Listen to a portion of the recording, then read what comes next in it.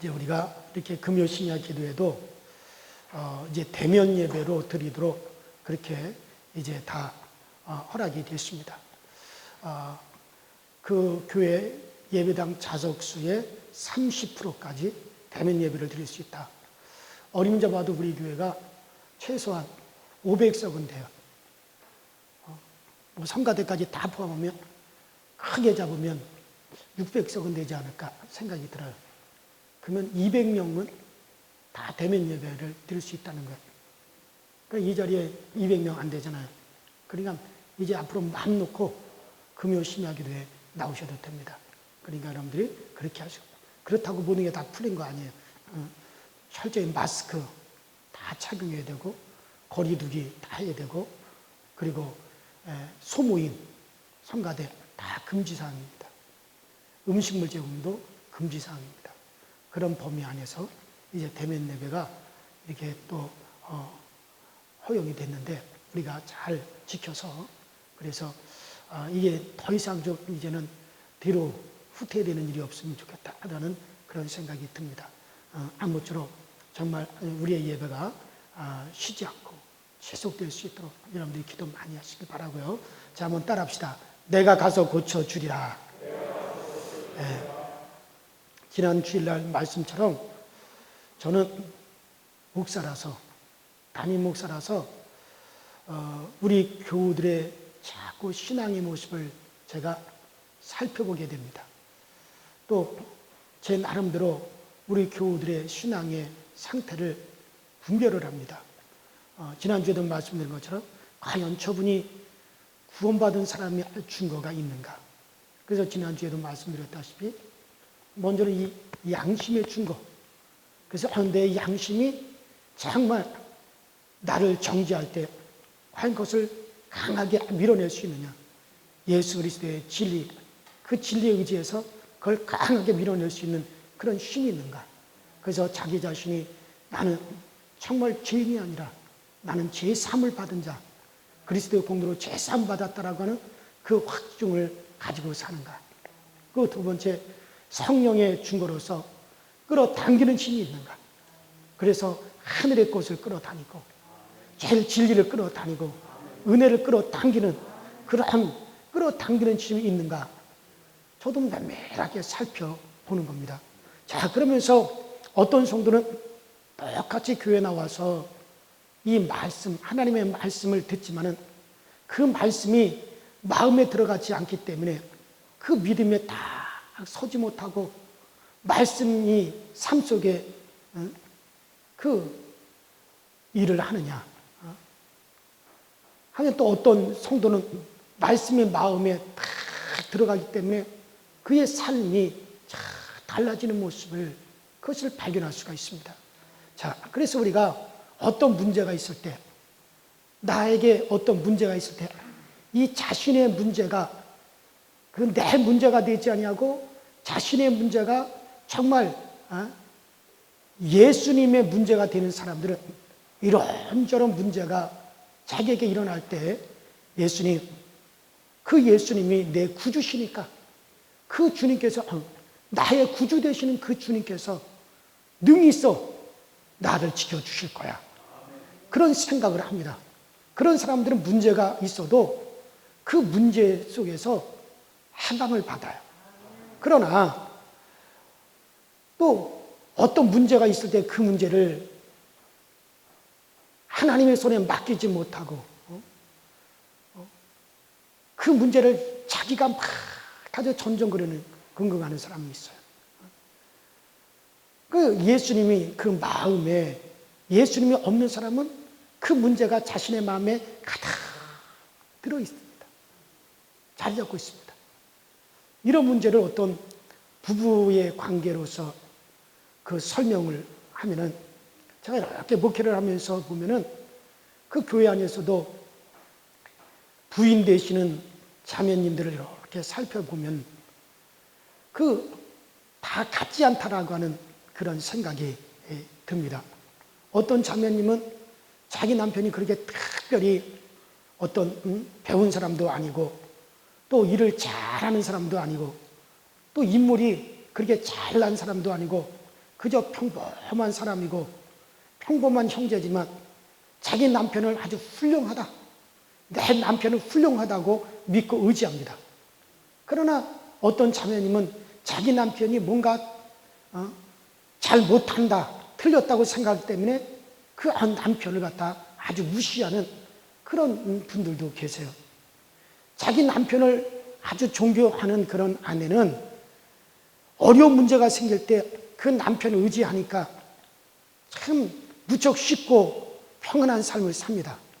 그러나 자기 남편이 무능하고 서툴러서 되는 일이 없다고 생각하는 그런 분들은 어떤 문제가 생겨도 자기 남편에게 맡기지 못하기 때문에 그 문제를 자기가 가지고 자기가 짊어지고 아주 고민하고 고생스러운 삶을 사는 것을 볼 수가 있어요.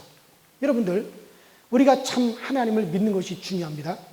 그뿐만 아니라 남편과 아내, 또 교회와 목사를 이것을 믿는 것도 상당히 중요합니다.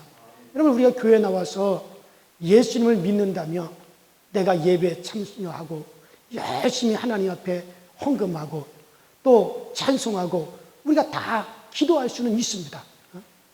그러나 하나님을 믿는 사람과 믿지 않는 사람은 매우 달라요. 여러분들, 여러분 마음에 내가 하나님을 믿고 의지하는 것이 정말 중요한데, 정말 하나님, 우리 아이가 지금 몸이 아픕니다. 우리 아이를 낫게 하여 주십시오. 이렇게 사람들은 이렇게 기도는 많이 합니다. 또 그렇게 기도를 하지만 내가 기도했으니까 하나님이 내 기도를 들으시고 우리 아이를 낫게 해주시겠다고 믿는 사람은 그렇게 많지는 않아요. 내게 어려운 문제가 있는데 하나님 도와주십시오.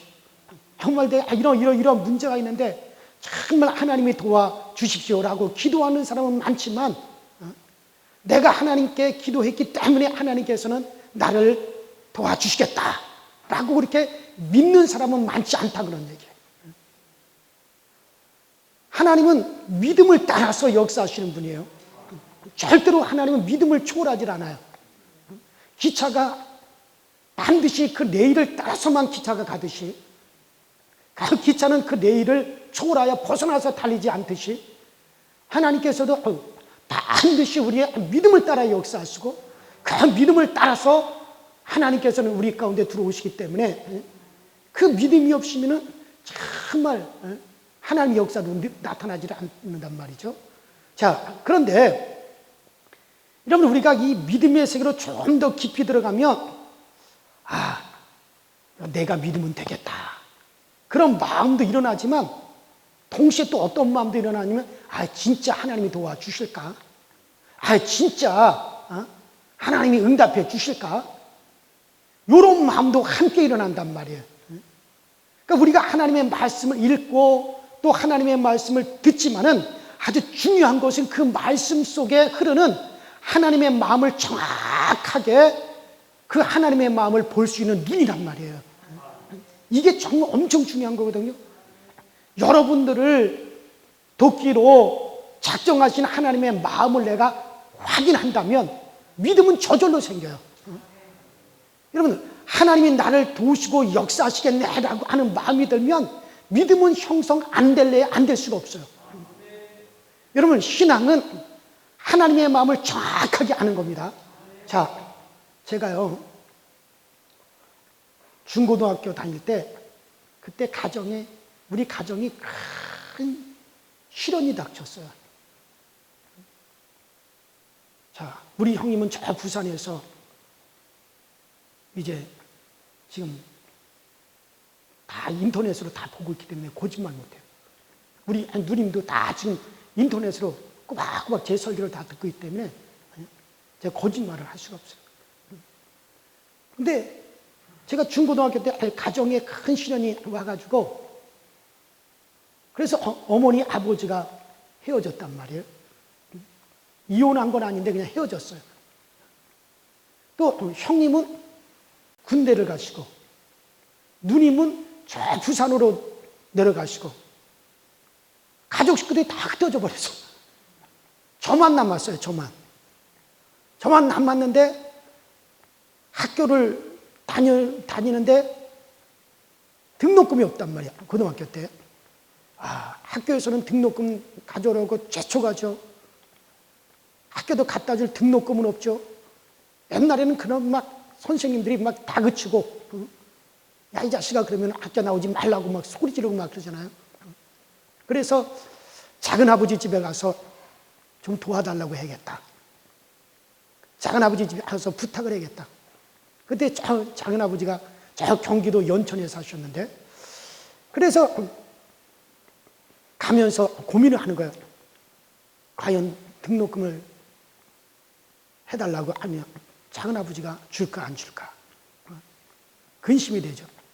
작은 아버지 집에 딱 도착을 해서 식구들과 이렇게 저녁을 먹는 가운데, 근데 작은 아버지가 과거 이야기를 하시는 거예요.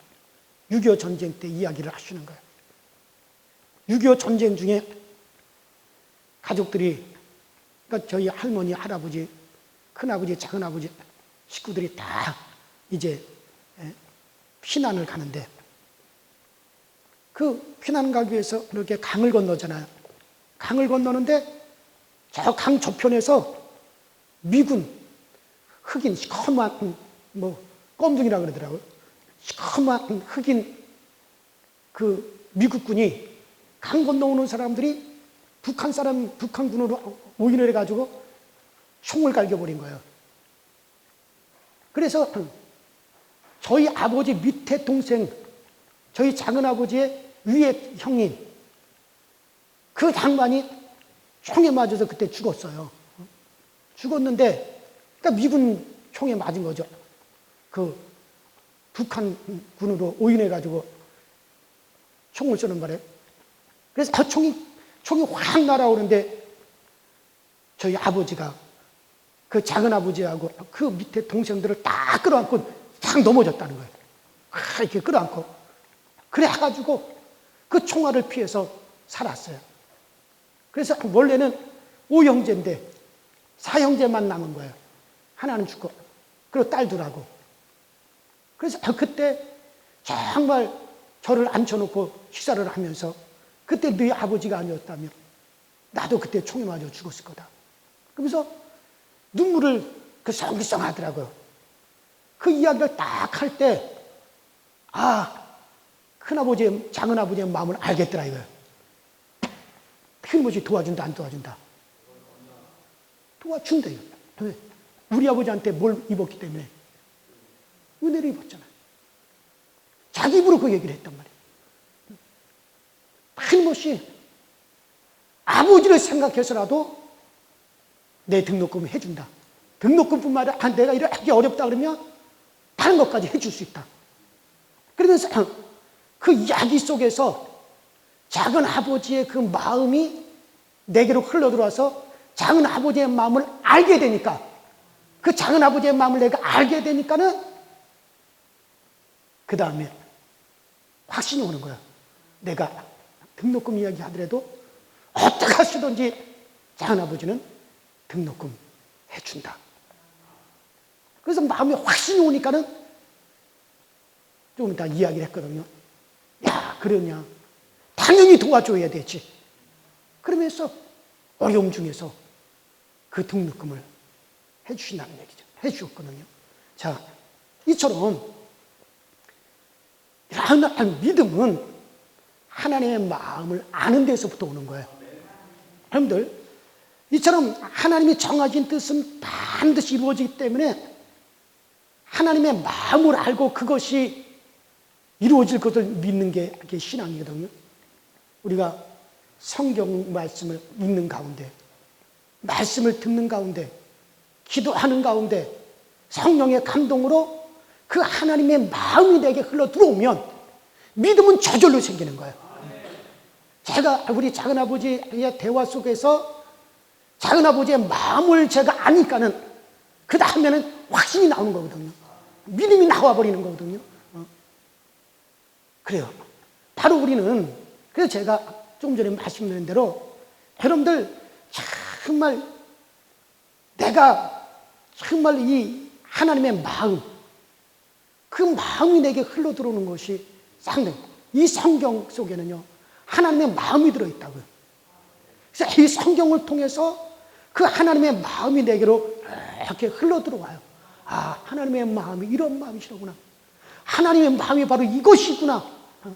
이것이 내 안에 하나님의 마음이 들어오면요, 믿음은 저절로 형성이 되고 믿음은 그냥 믿어지는 거란 말이에요. 어느 날 하나님께서 아브라함에게 말씀하셨어요. 아브라함아, 너는 너의 본토 친척 아비 집을 떠나서 내가 너에게 지시할 땅으로 가라. 내가 너로 하여금 큰 민족을 이루어 너에게 복을 주고 너의 이름을 창대케 하여 주리라. 너는 복의 근원이 될지라. 내가 축복하는 자를, 네가 축복하는 자를 내가 축복할 것이고 네가 저주하는 자를 내가 저주하리니 땅의 모든 족속들이 너로 인하여 복을 받을 것이다. 하나님께서 그렇게 아브라함에게 말씀하십니다. 아브라함은 그 하나님의 말씀을 듣고, 야, 하나님이 큰 민족을 이루시겠구나, 그렇게 생각을 했습니다. 그러나 이건 10년이 지나고 20년이 지나도 아들을 낳지 못하는 거예요. 자식을 낳지 못하는 거예요. 하나님은 내게 자식을 안 주시는가 보다. 내 안에 살아는 이미 경수가 다 끊어졌어. 저렇게 늙어 할머니가 됐는데 어떻게 아기를 낳겠어? 그런 마음이 드는 거예요. 아브라함이 99세 때 하나님의 사자가 다시 아브라함에게 나타났습니다. 이제 앞으로는 내 이름을 아브라함이라 하지 말고 아브라함이라고 하라. 이는 내가 너로 열국의 아비가 되게 하리라. 그렇게 말씀하셨어요. 또 사라에게도 말씀하셨어요. 내 아내 사레는 이름을 이제는 사레라고 하지 말고 사라라고 하라. 내가 그에게 복을 주어 그로 너에게 아들을 낳아주게 하며 내가 그에게 복을 주어 그로 하여금 열국의 어미가 되게 하리라. 많은 민족이, 열왕이 그에게로부터 나리라. 창세기 10장 15절이죠. 하나님의 말씀을 듣고 아브라함은 에이그, 이미 내 아내 사라가 이제 90세가 넘었고 내 나이 100세가 된 사람이 어떻게 자식을 낳을까 하고 아브라함이 웃었단 말이에요. 그러니까 아브라함은 하나님의 마음을 정확하게 몰랐기 때문에 자기의 생각을 믿을 수밖에 없었어요. 그러나 하나님이 아브라함에게 다시 말씀하십니다.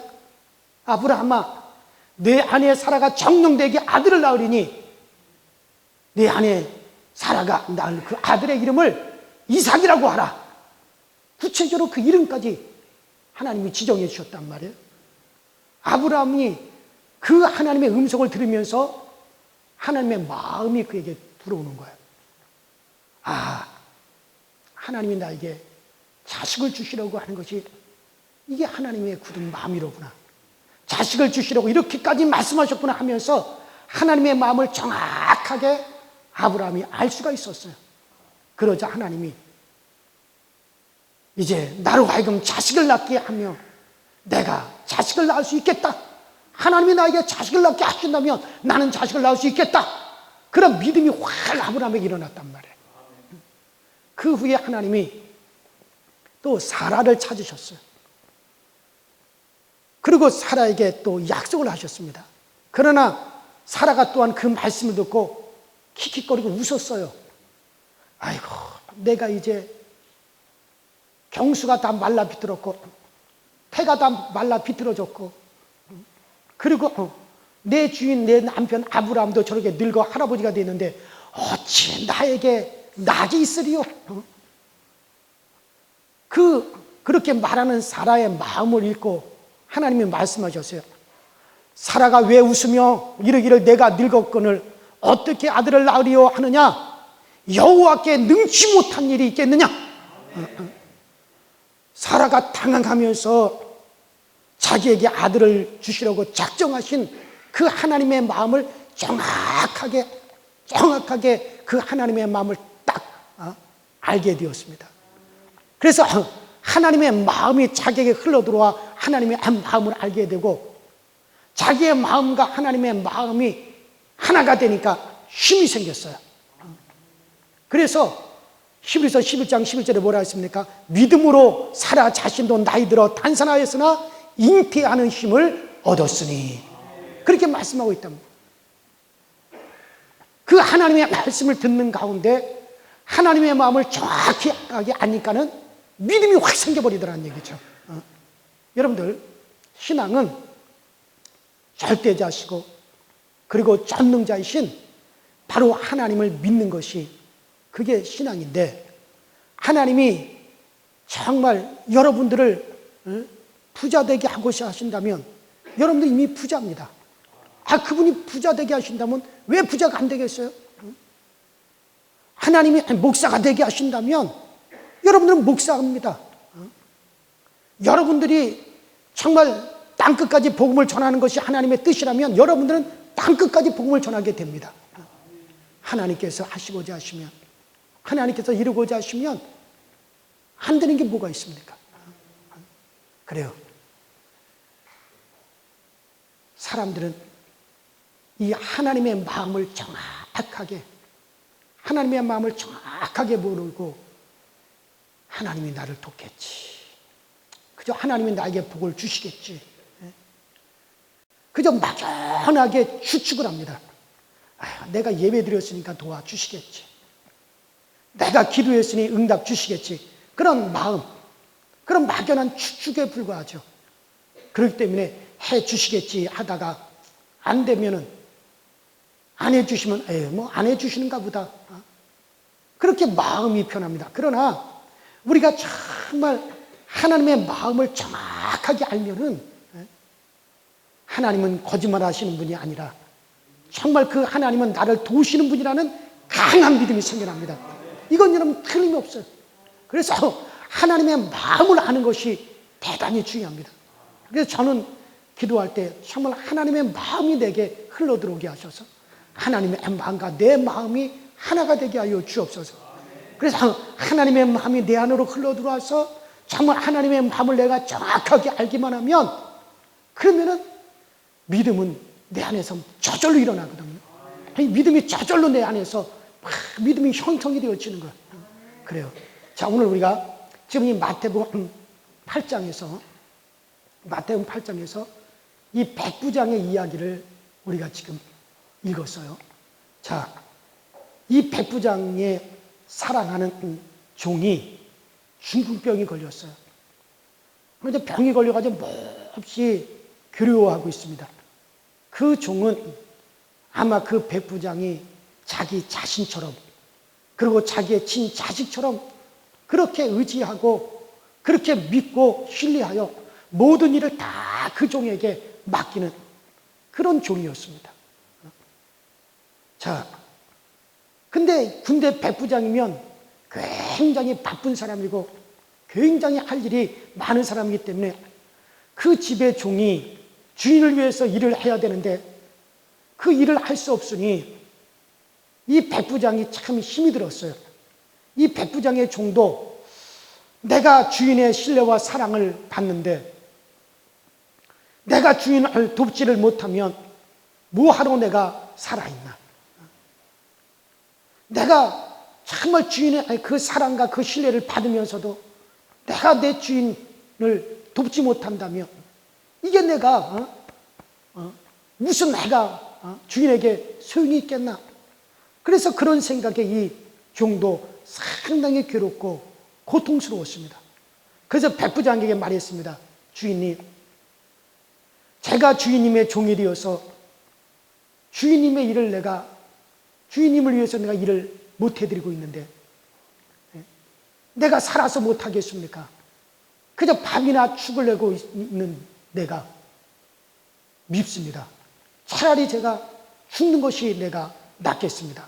괜히 주님에게 걱정거리만 드리고 폐만 끼쳐드려서 죄송합니다. 주인님의 밥을 축내느니 차라리 죽는 게 낫겠습니다.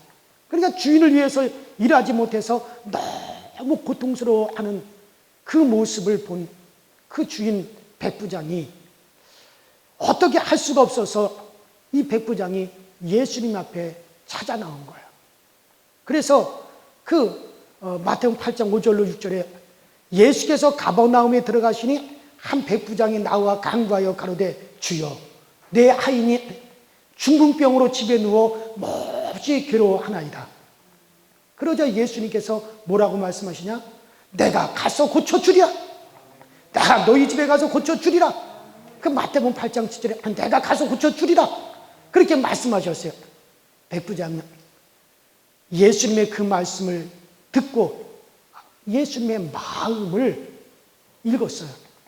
예수님의 마음을 알았어요. 아, 주님께서 우리 집까지 오셔서 로마 사람인 로마 군대 백부장인 우리 집까지 오셔서 하인을 고쳐주시겠다고 말씀하시는 걸 보니 주님의 마음은 정말 고쳐주시를 우리 주님은 원하고 계시는구나. 그래서 정말 그 주님의 말씀을 듣고 주님의 마음을 읽었습니다. 그래서 이 백부장이 뭐라고 말을 하느냐?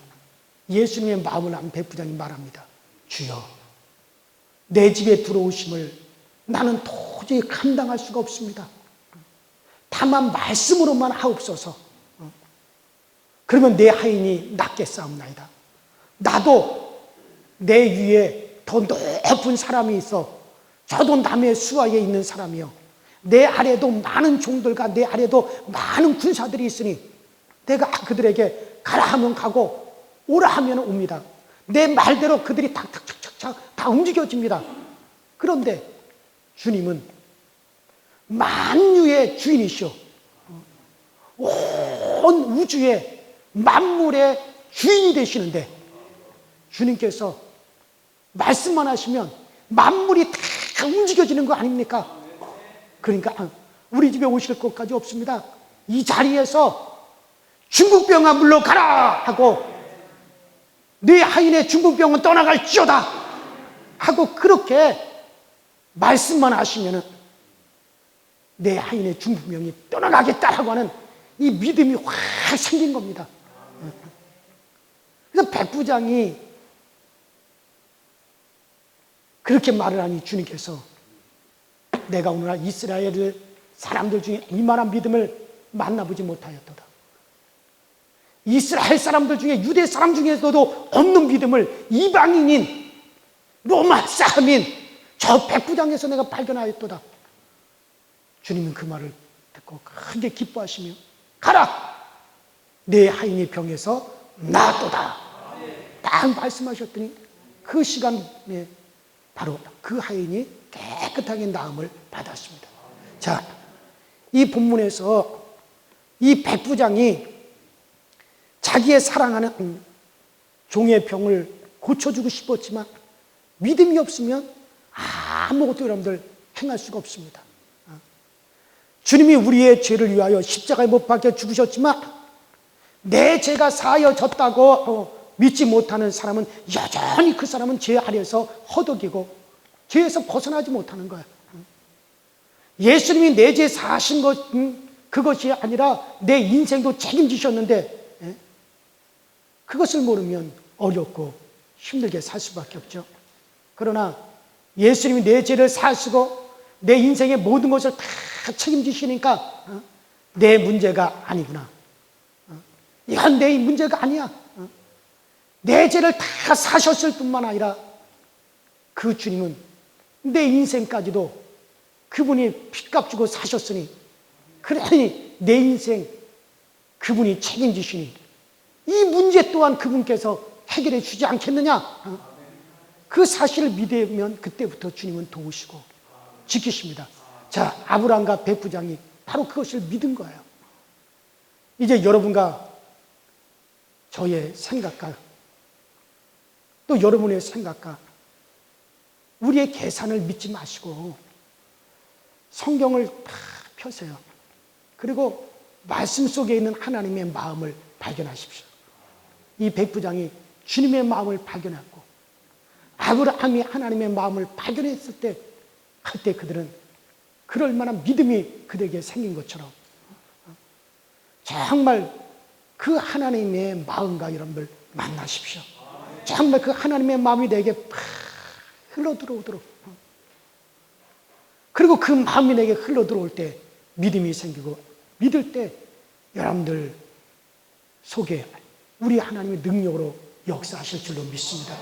저는 이렇게 성경을 이렇게 읽으면서 우리 주님은 만주의 주인이시고 또 그분은 날 떠나지 아니하시고 그 오른손으로 붙들고 지키시겠다, 그렇게 성경에 약속하셨으니 그 말씀 속에서 하나님이 나를 도우시겠구나, 하나님이 나를 지켜주시겠구나 하는 그런 하나님의 마음을 읽었어요.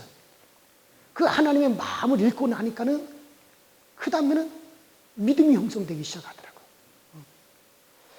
이 신약과 구약이 66권, 이 66권은 하나님이 다 그 하나님의 마음을 우리에게 전해주시는 글로 가득 차 있습니다. 그래서 이 성경을 읽으면 하나님의 마음이 내게 전해져 와요. 하나님이 이런 마음이시구나, 하나님은 이런 마음이시로구나. 그러면 여러분들, 내가 믿으려고 막 애쓰는 게 아니라 그냥 믿음이 형성돼 버리더라는 얘기죠. 그래요. 우리는 이 성경 속에서 나를 사랑하는 하나님의 마음을 발견하고 내게 은혜 주시려고 하는 우리 주님의 마음을 발견하는 게 이게 참 중요한 겁니다. 그래요. 서울에서 목회하시는 한 목사님은 자기 교회에 암에 걸린 한 자매니까 도저히 입맛이 없어서 밥을 먹을 수가 없다면서 그 목사님에게 전화를 했어요. 그 자매님은 아직까지 죽을 나이가 아니고 아직까지 이제 50밖에 안 됐는데 아직 살 날이 많은데, 그래서 이제 그 목사님이 그 자매님에게, 자매님, 자동차는 입맛을 몰라도 휘발유를 넣으면 갑니다. 사람도 밥을 먹어야 면역력이 생기고 힘이 나고 그리고 병을 이길 수가 있습니다.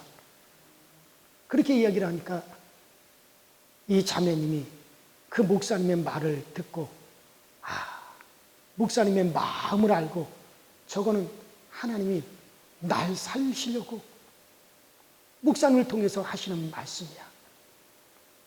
그리고 그대로 믿고 입에 써도 정말 그 음식을 입에 넣었을 때 그 음식이 입에 써도 꾹 참고 먹으면서 몸이 점점 회복되었습니다.